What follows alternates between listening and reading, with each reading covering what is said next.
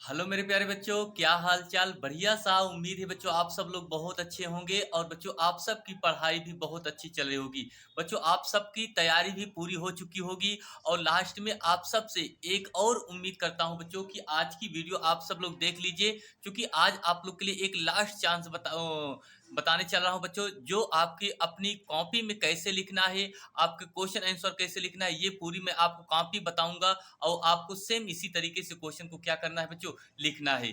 चलिए भाई, सभी छात्रों से गुजारिश करूंगा आप सब लोग वीडियो को लास्ट तक देखना और यही आप लोग प्रयास करना कि सेम ऐसे ही कॉपी आप अपने पेपर में लिखेंगे। ठीक है बच्चों, देखते हैं। देखिए 24 फरवरी 2025 की जो परीक्षा होगी बच्चों, हिंदी का पहला पेपर यानी है कल। तो आप लोग कैसे इसकी तैयारी हमें करना है। देखिए सबसे पहले बच्चों आप अपनी जब कॉपी पाएंगे तो उसका जो अनुक्रमांक होता है वो अंकों में इस तरह लिखेंगे, शब्दों में आपको इस तरह से हिंदी में लिख देना है। आप चाहे तो यहाँ पर कामा कर सकते हैं बच्चों, क्या कर सकते हैं, कामा कर सकते हैं। ठीक है भैया। अब उसके बाद फिर लिखेंगे दिनांक, लिखेंगे दिन लिखेंगे और प्रश्न पत्र लिखेंगे। प्रश्न पत्र केवल प्रश्न पत्र लिखना होगा। पेपर का संकेतांक लिखना होगा। उसके बाद बच्चों फिर अगर बात करें तो आपका परीक्षा केंद्र का नाम लिखना होगा और तिथि पाली ये लिखना होगा। ठीक, इतना करने के बाद बच्चों आपको क्या करना होगा। अब ये देखिए हमें अपनी कॉपी में बच्चों पहला जो प्रश्न बनता है हमारे पेपर का, वो किस तरह से लिखा जाता है बच्चों, ये देखिए। ठीक है, तो ये जैसे आपके पहले पेपर का प्रश्न लिखा गया है बच्चों, इनके सारे उत्तर मैंने आपको इसमें लिखा है। ठीक है, इस तरीके से आपको करना है भैया। देखिए इसे यहाँ लिखेंगे, खंड का लिखेंगे, प्रश्न उत्तर नंबर 1 लिखेंगे। ठीक, काली पेन का इस्तेमाल, स्केच का इस्तेमाल करना है बच्चों। ये का खा गा घा अंगा, तो का में आपका दूसरा सही है, जिसे नहू से है। खा में तीसरा है, नाटक है। तो इस तरीके से बच्चों अगर आप लिख देते हैं तो आपको एग्जामिनर यहाँ से बच्चों क्या करेगा, पूरा नंबर देगा और आपको एक भी नंबर नहीं काटेगा। यहाँ से आपको 5 नंबर बिल्कुल बच्चों बन जाएगा। उसके बाद फिर आपको ये दूसरे में आपका होगा प्रश्न उत्तर नंबर लिखेंगे। ठीक है, ये लिखने के बाद यहाँ से भी आपका पूरा नंबर बन जाएगा, यहाँ से भी आपको 5 नंबर, यानी यहाँ से बच्चों आपको कितने नंबर बनेंगे, 10 नंबर। ठीक, ऐसे ही आपको लिखना है मेरे भाई, कोई गलती नहीं करना है। सेम जैसे मैं आपको बता रहा हूँ ऐसे ही करना होगा। ठीक बच्चों, आगे देखते हैं। देखिए उसके बाद बच्चों आपका प्रश्न संख्या तीसरा आता है, तो यहाँ पर आप लिखेंगे प्रश्न उत्तर नंबर 3 लिखेंगे। 1 number, 2 number, 3 number, 4 number, 5 number, इस तरीके से आपका पहले आपको संदर्भ लिखना रहता है, ये लिखेंगे। उसके बाद उनके जो भी आपके प्रश्न दिए रहते हैं उसको आपको लिखना रहता है आपकी कॉपी में। ठीक भैया, आपको सेम इसी तरीके से मेरे भाई करना है अपनी कॉपी में। फिर बच्चों आपका आता है क्वेश्चन नंबर चौथा आता है। क्वेश्चन नंबर चौथे में आपको लिखेंगे प्रश्न उत्तर नंबर 4 डालेंगे। आप संकेतांक भी लिख सकते हैं। निज जन्म जन्म एक लाल की माई। उसके बाद यहाँ पर बच्चों 1 नंबर डालेंगे, पद्यांश का शीर्षक लिखेंगे, कैकेयी का अनुताप लिखेंगे, लेखक का नाम मैथिली शरण गुप्त लिखेंगे।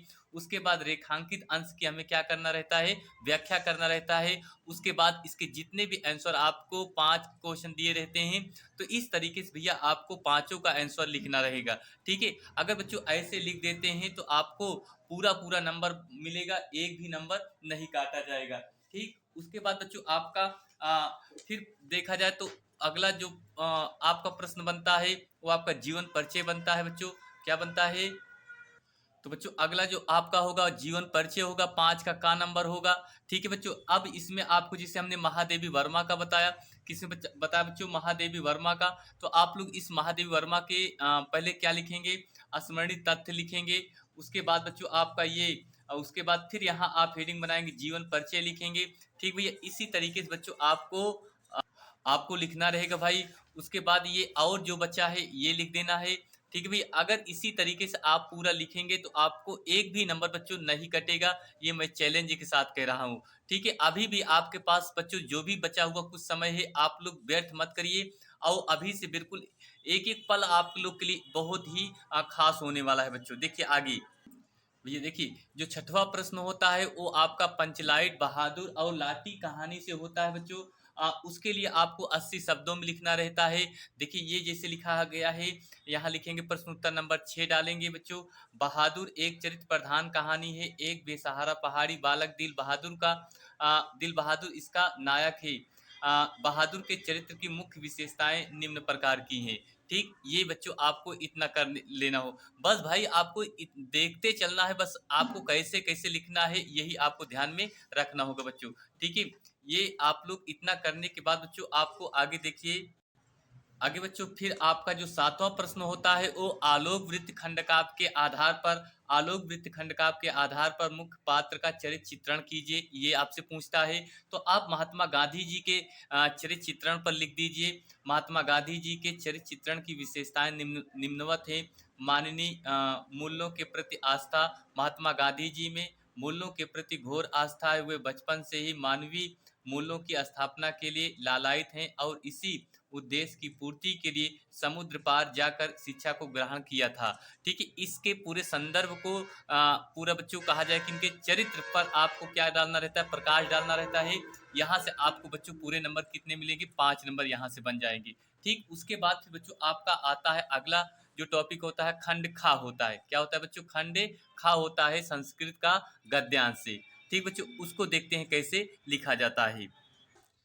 ये आपका बच्चों खंड खा से शुरुआत होता है और खंड खा से बच्चों आपका यहाँ खंड खा डालेंगे, लिखेंगे प्रश्नोत्तर नंबर 8 लिखेंगे, प्रश्नोत्तर नंबर 8 का लिखेंगे। उसके बाद यहाँ आपको बच्चों 7 नंबर बनेगा।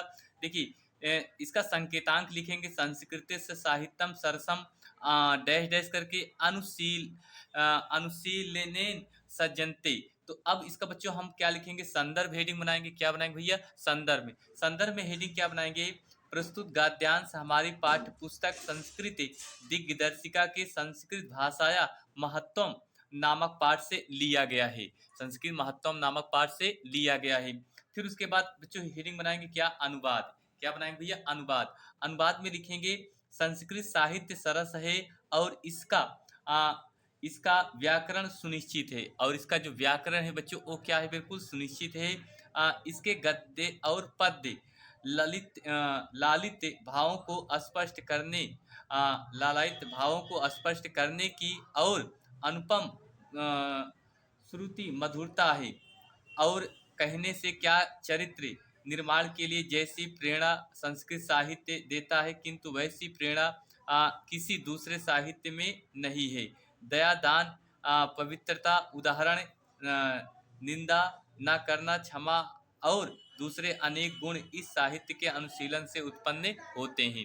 इस तरीके से बच्चों अगर आप लिखेंगे तो मेरे भाई आपसे पूरा हमें विश्वास है कि आपको पूरा नंबर मिलेगा। उसके बाद बच्चों आपका जो आता है श्लोक आता है। क्या आता है बच्चों, श्लोक आता है। तो श्लोक में अगर देखा जाए तो हम इस तरह से लिखेंगे।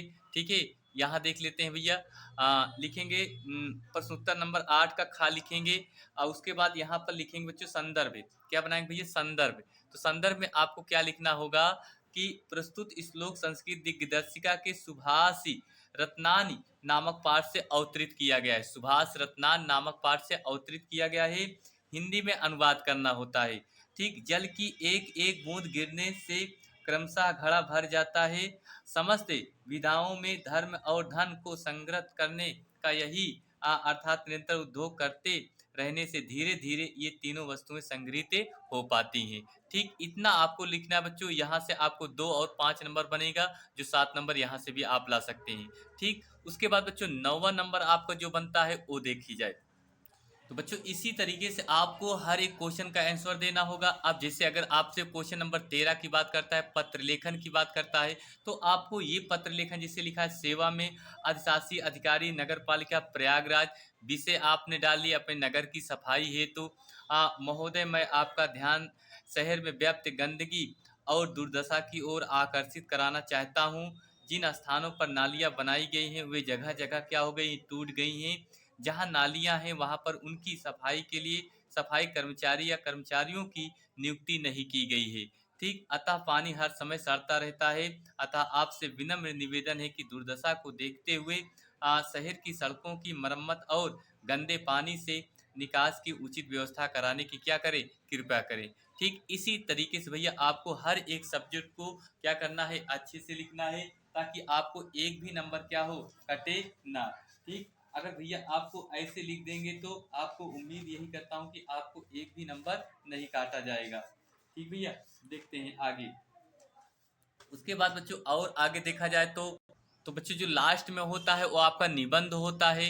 अब जैसे निबंध में हमने तीसरा लिखा पर्यावरण प्रदूषण और समस्या एवं समाधान पर। ठीक बच्चों, अब पहले हम हेडिंग क्या बनाएंगे, प्रदूषण का अर्थ बनाएंगे। क्या बनाएंगे बच्चों, प्रदूषण का अर्थ है स्वच्छ वातावरण में ही जीवन का विकास संभव है। जब वातावरण में कुछ हानिकारक तत्व आ जाते हैं तो वातावरण दूषित कर देते हैं। ठीक है भैया। उसके बाद प्रदूषण के प्रकार आपको हेडिंग बनाना होगा। तो मेरे भाई आप सभी छात्रों से गुजारिश करूंगा, आप सब लोग अपनी कॉपी को खूब अच्छे से सजा करके लिखिए, ताकि एग्जाम में आप लोग को अच्छा नंबर जरूर मिले। ऐसे ही संदर्भ प्रसंगे आपके हेडिंग बद्ध तरीके से आपको अपनी कॉपी में क्या करना है बच्चों, सजाना है, ताकि एग्जामिनर देखते ही आपको पूरा पूरा नंबर क्या करे, दे दे और नंबर ना काटे। तो बच्चों वीडियो कैसी लगी, आप सब लोग ऐसे ही तैयारी करके जाइए, आपके पेपर में पूरा नंबर बनेगा, एक भी नंबर नहीं काटेगा एग्जामिनर। तो उम्मीद करता हूँ बच्चों आप सबको ये इससे बहुत कुछ सीख मिली होगी। ठीक, चलिए बच्चों मिलते हैं अगली क्लास में। थैंक यू, आप सभी छात्रों को बहुत बहुत दिल से धन्यवाद देता हूँ। आपका पेपर बच्चों अच्छे से निकले, यही मेरी सभी छात्रों के लिए हार्दिक शुभकामनाएं हैं। थैंक यू, आप सभी छात्रों को बहुत बहुत धन्यवाद।